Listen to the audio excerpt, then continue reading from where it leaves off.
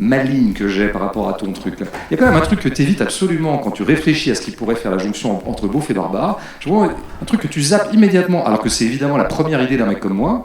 Mais toi, j'ai l'impression que tu le zappes parce que tu veux plus entendre parler de ça, parce que tu as envie de faire chier aussi, peut-être. Ouais. Mais c'est la scène du travail, bien sûr.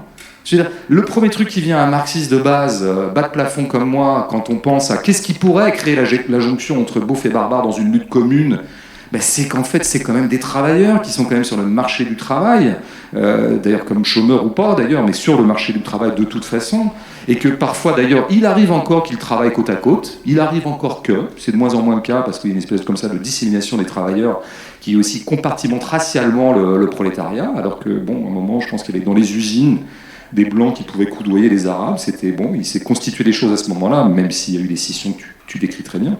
Donc moi, c'est à ça que je pense. Je comprends pas que tu n'aies même pas, ne serait-ce que 2 paragraphes pour balayer cette hypothèse, parce que c'est quand même à ça d'abord. Moi, c'est le truc que je trouve beaucoup plus viable qu'une lutte entre des beaufs qui voudraient le Frexit à titre quand même d'une espèce de chauvinisme anthropique, et des indigènes qui voudraient le Brexit, en fait, pour dépasser fondamentalement le chauvinisme et l'État-nation. Pourtant, là, tu as tout un exemple, tu as toute l'histoire qui te montre qu'ils ont travaillé ensemble, mais même les organisations ouvrières, les organisations syndicales, il y a toujours eu cette question, elle n'a jamais été élucidée. Oui, mais puisqu'on est dans les prospectives, quelque chose qui pourrait changer, se modifier, puisqu'on croit au blanc et que donc il y a des modulations historiques, il n'y a pas d'essentialisme, et que les choses peuvent bouger historiquement, moi, si vraiment on me demandait ce qui pouvait faire la jonction, puisqu'on est en train de se poser cette question-là, sachant que la jonction, Ouria et moi la trouvons très improbable, mais voilà, posons-nous vraiment la question, parce que pour moi il y a un enjeu majeur, hein. C'est la reconstitution d'un bloc prolétaire suffisamment puissant, donc on a besoin de toute façon de cette jonction, à titre tactique. Ouais, je veux dire, je comprends pas pourquoi on évacuerait immédiatement la possibilité quand même que ça puisse jouer sur la scène sociale, au sens classique de social, c'est-à-dire ce qui aurait à voir avec le salarié que je suis, ou l'intermittent que je suis, ou l'intérimaire que je suis. Il me semble que c'est quand même là que tu peux trouver un destin commun avant toute chose. Et c'est quand même ça qui est, dans l'histoire, a fait ses preuves, comme par petits moments. S'il y a bien des moments où ont été un peu balayés ou mis sous le boisseau les questions, les crispations identitaires, les crispations, les scissions ou les incompatibilités identitaires entre tel ou tel camp, c'est bien quand on est embarqué dans une adversité sociale engagée contre le capital ou contre la bourgeoisie. C'est quand même ça qui se passe. C'est-à-dire, tu parles du... J'aime bien quand tu dis que les gilets jaunes, en tant que petits blancs, ont pratiqué la takia. Ils ont masqué leur racisme, comme je trouve ça assez intéressant de renverser le truc. Mais il n'en reste pas moins vrai que les gilets jaunes embarqués dans un mouvement gilets jaunes, autant ils pouvaient avoir des affects racistes, un soubassement raciste, ils pouvaient être constitués de ce genre de choses, sauf qu'en fait ça n'est pas apparu. Pourquoi ? Parce qu'ils étaient engagés dans une adversité sociale, où d'ailleurs il y a eu des micro-jonctions avec les barbares. Je dis bien des micro-jonctions, mais ça s'est vu un peu quand même. Hein. Donc moi il me semble, je ne comprends pas pourquoi tu évacues l'hypothèse, alors que c'est quand même la plus évidente, et celle qui me paraît la plus viable en fait. C'est peut-être très orthodoxe de dire ça, et c'est un peu vieux marxiste à 2 balles, mais... Alors d'abord parce que l'ennemi, parce qu'on n'a pas le même ennemi spontané. Mais si, en l'occurrence. Bah attends. Non, parce que je venais de précis, donc je m'étonne que tu...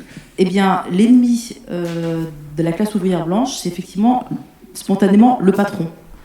Mais l'ennemi des indigènes, spontanément, c'est l'État. C'est la police, c'est l'administration. Même en tant que travailleur ? Mais justement, c'est-à-dire qu'en fait, j'ai dit l'ennemi premier. C'est-à-dire qu'en fait, quand tu remontes depuis les années... Je te parle des années 80. Il y a toujours eu des luttes de l'immigration, il y a toujours eu des luttes immigrées pour les salaires, les foyers Sodacotra, les luttes dans les usines Talbot, etc., etc. Les luttes ouvrières immigrées, quand ils étaient dans les usines, évidemment, ils luttaient contre le patron. Maintenant, l'indigénat de la 2e, 3e, 4e génération depuis les années 80. L'ennemi premier n'est pas le patron, c'est l'État. Donc là, tu vois, tout de suite, tu dis qu'il faudrait que tout de suite on converge. Et je te dis, déjà, le problème, c'est qu'on n'identifie pas le même ennemi spontanément, prioritaire. Est-ce qu'on peut pas s'arrêter là-dessus ? Est-ce qu'on peut pas Non, mais je veux dire, non, mais c'est hyper important. Oui, bien sûr, c'est important. Parce que c'est précis. Est-ce que dans la vie quotidienne d'un indigène, véritablement, ce à quoi il a le plus à faire directement, c'est l'État. Moi, il me semblait qu'il travaillait, et que par exemple, il travaille 8 heures par jour, voire 9, voire 10, voire 12. Et pourtant, pas tout le temps. Mais est-ce que c'est vrai ? Est-ce que tu décides ça parce que ça t'arrange théoriquement, ou est-ce que ça correspond véritablement à la vie ? Alors, comme je suis une militante... Non, mais c'est une vraie question. Mais déjà, il y en a beaucoup qui Comme travaillent je suis une militante politique matérialiste, j'ai déjà écrit là-dessus. Ouais. Et donc on observe les luttes. Alors moi, ce qui m'intéresse, c'est qu'est-ce qui fait bouger les indigènes depuis 30 ou 40 ans ? C'est une autre question. Ah non, c'est pas la même question. Non. Ce qui fait bouger les indigènes depuis les années 80, c'est les flics. Ça, j'ai vu. C'est la police. C'est l'administration. C'est l'école. C'est l'école. Donc en fait, c'est tout le temps les institutions de l'État. Les patrons, entre autres. J'ai dit tout à l'heure, et je ne réduis pas la réalité. Je ne dis pas qu'elle n'existe pas. Les éboueurs, aujourd'hui, ils sont face à leurs patrons. Les syndicalistes indigènes de la RATP qui sont très en forme et qui sont vraiment très mobilisés dans les manifestations actuellement et dans leurs syndicats, ce sont des indigènes, c'est aussi contre leur patron. Mais ceux-là sont syndiqués, en fait, il y a déjà des organisations qui préexistent et dans lesquelles ils n'ont pas créé eux-mêmes.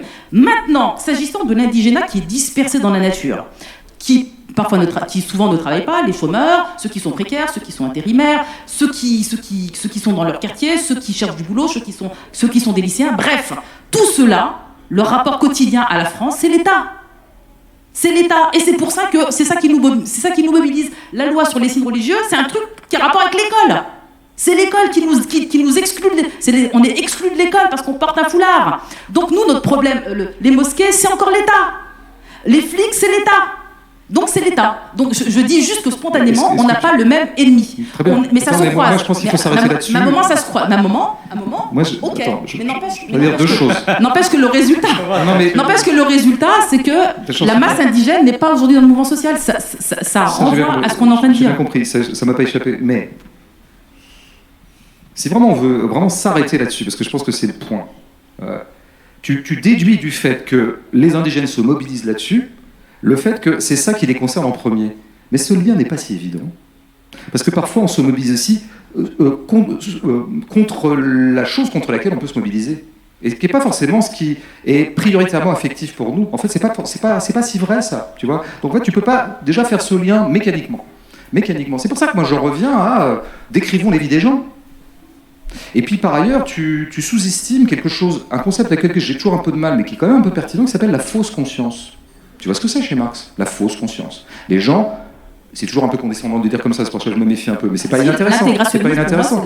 Oui, donc tu admets qu'il puisse y avoir de la fausse conscience. Je veux dire, parfois les gens peuvent se tromper de lutte, peut-être, par rapport à ce qui serait la priorité de leur corps, ce qu'ils éprouvent véritablement dans leur corps quotidiennement. Non, pas là, quoi. En fait, il peut y avoir de la fausse conscience, mais pas là. Oui.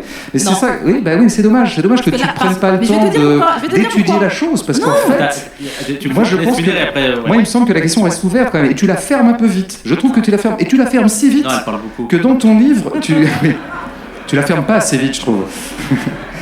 Non, mais dans ton livre, c'est quand même très étrange que t'aies même pas un paragraphe pour dire alors oui, les marxistes vont me dire que forcément la jonction entre beauf et barbare, ça sera forcément en tant que salariés, en tant qu'ils ont maille à partir avec le capitalisme qui les exploite. Mais bon, moi, je trouve que je pense pas, parce qu'ils ont plutôt affaire à l'État. Tu le dis même pas tellement tu veux l'absenter. Et cette espèce d'absentement total, je le trouve douteux et suspect. Et je trouve de nouveau douteux et suspect le fait que tu fermes à ce point-là la discussion sur de toute façon c'est comme ça, ils ont affaire à l'État, ils n'ont pas affaire au patron, ils n'ont pas affaire au capitalisme. Moi, en tant qu'anticapitaliste, je pose qu'on soit indigène ou pas, factuellement, ce qui nous opprime véritablement notre corps, c'est quand même ce à quoi, hélas, on passe l'essentiel de notre temps, à savoir aller vendre notre force de travail. Moi, c'est mon b.a.-ba, et je ne vois pas pourquoi je ne l'appliquerais pas aussi aux indigènes. Maintenant, il ne m'a pas échappé que les indigènes se font emmerder par les flics en permanence, voire tuer, assassiner, massacrer, violenter. Ça ne m'a pas échappé, et je comprends très très bien qu'ils constituent cette lutte comme étant prioritaire pour eux. Ça, c'est vraiment, je peux le comprendre. Mais je pense que tu ne peux pas non plus faire comme ça la somme d'en déduire que les indigènes, massivement, leur truc, c'est l'État, c'est la police, c'est l'école. Enfin, je veux dire, je pense pas qu'on puisse, encore une fois, minorer à ce point-là ce qui va être le cœur même de leur quotidien, que tu le veuilles ou non, et ce dont d'ailleurs l'ensemble du reste de leur vie va dépendre, à savoir ce qu'ils gagnent, quel emploi ils font, par qui ils se font exploiter, dans quelles conditions, ce qu'ils en tirent comme argent, quel argent va conditionner le quartier où ils habitent, et tout un tas de choses. Et beaucoup sont subventionnés par l'État. Tu parles du patron, très souvent, pour les indigènes, le patron c'est l'État, où ils n'ont pas de travail, donc ce qui survient à leurs besoins c'est l'État. Parfois, il n'y a même pas la relation avec le patron. Il faut voir aussi, déjà il y a la condition du travail. Parce que ce que tu appelles l'État, dans ce cas-là, moi j'appelle ça le patron en chef. Pour moi, c'est le capital, ce dont tu parles. Alors, le capital étatisé, mais ça s'appelle le capital quand même. Hein, alors, je veux dire, l'État comme employeur, pour moi, c'est le marchand number one. Alors, d'abord, je consacre toute une partie du livre à la CGT et donc à la question du travail. Voilà. Très bonne partie. Bah oui, mais oui. c'est pas au travail. Là, tu atomises la CGT, tu as bien raison d'ailleurs de ce point de vue-là. Non, je l'atomise pas, franchement, non. Je l'atomise pas, j'atomise surtout le PC. Oui. Au contraire, je trouve que le mouvement syndical est beaucoup plus en empathie avec le mouvement ouvrier indigène. Donc c'est plus ambivalent, c'est plus compliqué, et surtout il a subi l'influence du Parti communiste et donc et de la nationalisation du Parti communiste, etc., etc. Je ne minimise pas le caractère, je veux dire le fait que les indigènes sont en France parce que c'est une masse exploitée. C'est pas ça, je ne dis pas ça. Il se trouve que l'État qui les opprime est un État capitaliste. Donc, on parle de la même chose. C'est un État capitaliste qui les opprime. Donc, c'est bien le caractère capitaliste je passe toute une partie du livre à dire ça. L'État dominé par le capitalisme, par la bourgeoisie. Donc, c'est bien cet État-là qui les opprime, et c'est cet État-là qui les tue, qui les discrimine, etc., etc. Donc, en fait, il se trouve que les choses sont parfaitement imbriquées. Je dis que les indigènes et le monde ouvrier blanc ne voient pas spontanément le même ennemi. Parce qu'en fait, effectivement, il se trouve que c'est le même ennemi, en fait. L'État et la bourgeoisie et les patrons, en fait, c'est donc cette caste-là qui domine l'État. Simplement, elle ne traite pas les uns et les autres selon qu'on est un corps légitime de la nation ou selon qu'on l'est pas. Ceux qui, jusqu'aux Gilets jaunes, pour les Blancs étaient relativement protégés par la police, relativement. C'était bien les indigènes qui étaient coursés par la police et discriminés. Ce que je veux dire, c'est que... Par la police, oui, mais pas par l'État bourgeois. C'est-à-dire pas par l'État comme au service de la bourgeoisie qui emploie les petits blancs. Et ils ont été tout aussi exploités. Un peu moins exploités d'ailleurs en tant que... On est d'accord. Là, je ne fais que dire la distinction entre les deux aspects de l'État et de son fonctionnement. Et je reviens sur les luttes de l'immigration. Tu disais, pourquoi je ne vois, à un moment donné, je t'ai dit, j'ai répondu à ta question en disant, ah merde. La fausse conscience Non, sur le fait que... oui, pourquoi tu considères que les indigènes ne se mobilisent pas contre les patrons ou contre...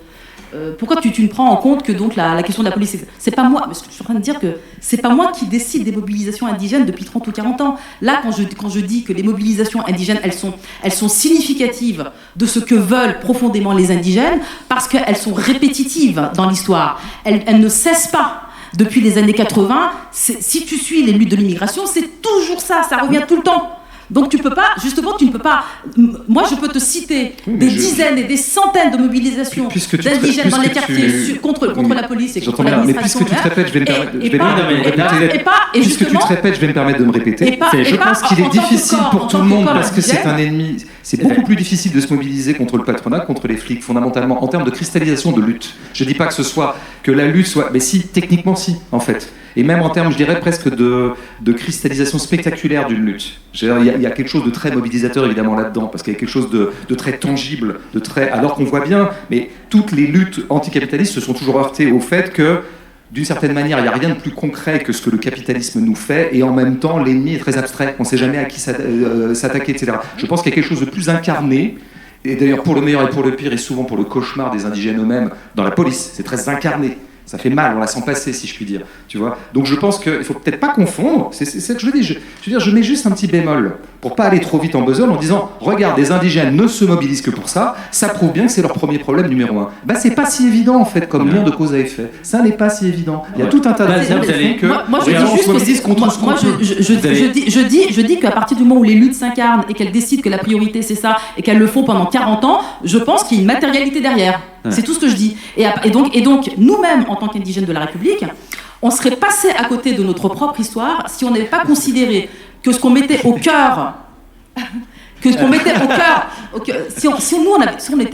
on n'avait pas fait cette analyse-là, on serait passé à côté des indigènes. Et pendant, nous, aux indigènes de la République, c'est précisément parce qu'on a pris en compte la priorité des indigènes islamophobie, racisme d'État, prison, etc., que on a un tant soit peu attiré les indigènes à nous. Parce que précisément, ce qui était important pour eux, c'est ce que nous, on mettait au cœur de notre lutte. Alors, je vais couper parce que vous allez tourner en rond, parce qu'après, il va dire fausse conscience, il va dire non, il se bouge sur ça.